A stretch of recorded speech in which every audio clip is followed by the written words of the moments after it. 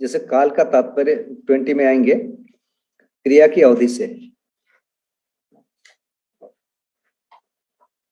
तो क्रिया की अवधि माने क्या है? जैसे मैं कहता हूं कि एक गाय है, वो 10 साल की है, माने जब से उस गाय के शरीर का जन्म हुआ तब से धरती ने सूर्य के 10 चक्कर लगा दिए। एक पेड़ 2 महीने का है, माने वो पेड़ के बनने के बाद 2 महीना हो गया, धरती ने अपनी धुरी पे 60 चक्कर लगा लिए। तो हम एक क्रिया को बताने के लिए कोई दूसरी क्रिया बोल रहे हैं, उसका नाम दिए टाइम। हम वास्तव में कोई क्रिया ही बोल रहे हैं। और क्रिया भी 2 प्रकार की है, एक परिवर्तनशील है, एक आवर्तनशील है।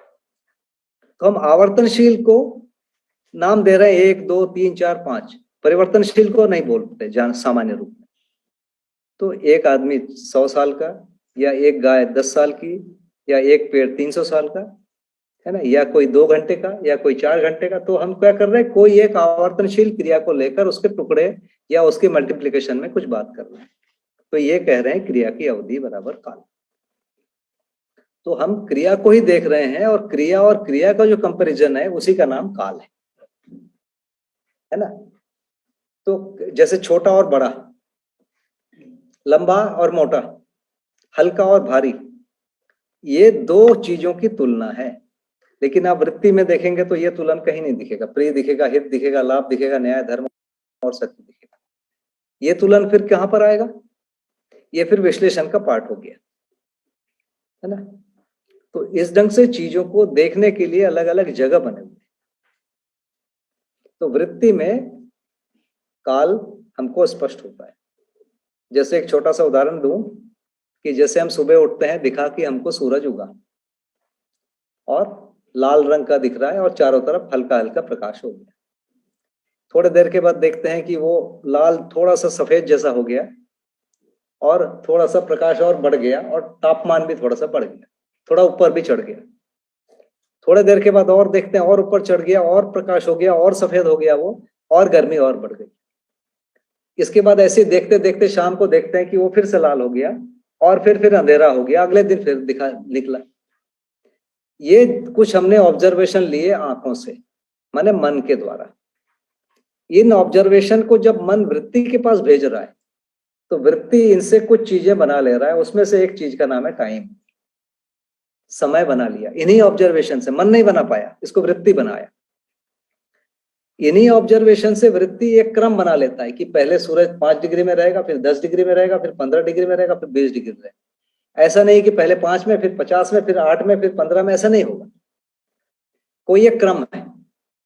तो ये जो क्रम है इसको कह रहे हैं क्रियावादी विश्लेषण, वैसे कालवादी विश्लेषण। तो वृत्ति उन्हीं सूचनाओं से कुछ और चीजें ड्रॉ कर ले रही, इन्हीं सूचना से चित्त कुछ और चीजें बना रहा है, क्योंकि बेसिक सूचना उतना ही है जो मन से आया या हमने जो 5 ज्ञानेंद्रियों से लिया, है ना। तो अलग अलग स्तर पर जाकर ये अलग अलग प्रकार से व्यक्त हो रहे हैं।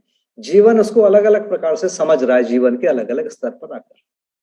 तो ये है उसी सूचना से अलग अलग चीजों को निकालना। तो कालवादी, क्रियावादी, निर्णयवादी, ये सारी चीजें वृत्ति कर लेती है।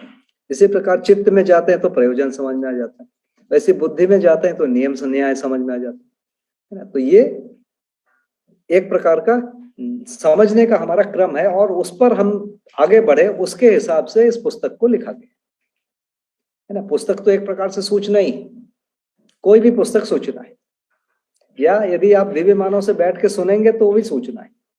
अपनी पात्रता के अनुसार ही हम उसको समझ पाएंगे, है ना। तो ये पात्रता बढ़ने के लिए एक प्रकार का अभ्यास भी है और एक उसको प्रमाणित करने का एक कार्यक्रम भी है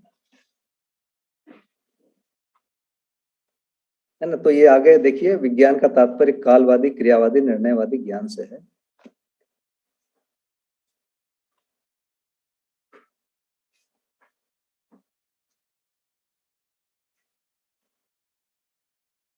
हाँ भैया, इसमें निर्णयवादी को थोड़ा सा एक बार और क्लियर कर देंगे क्या? जैसे मान लीजिए मैंने देखा कि अभी अंधेरा है और मुझे नहीं जाना है या जाना है, वो निर्णय हुआ। तो हर क्रिया और हर काल के साथ कोई एक निर्णय बना हुआ है, ठीक है, तो ये जो निर्णय है उस निर्णय के हिसाब से फिर से विश्लेषण होता है। तो वृत्ति में ये 3 प्रकार की चीजें होती है, कालवादी, क्रियावादी, निर्णयवादी। ये मैं करूं कि नहीं करूं, हर क्षण में है। खाना खाएं कि नहीं खाएं, पानी पिए कि नहीं पिए, बोले कि नहीं बोले, सोचे कि नहीं, ये सारा चीज। तो ये निर्णय है। और ये वृत्ति के स्तर पर बहुत सारी चीजें हो जाती है ना। तो जितना भी हम साइंस और टेक्नोलॉजी देख रहे हैं, ज्यादातर वृत्ति और चित्त का ही काम है ये पूरा, है ना। यहीं पर पूरा स्पेस को पहचान लिया गया, यहीं सैटेलाइट बना लिया गया, सैटेलाइट छोड़ दिया गया, उसके सिग्नल बना लिए गए, जोड़ के रखा है। ये सारा चीज इसी स्तर पर हो जाता है। ये विश्लेषण की शक्ति है।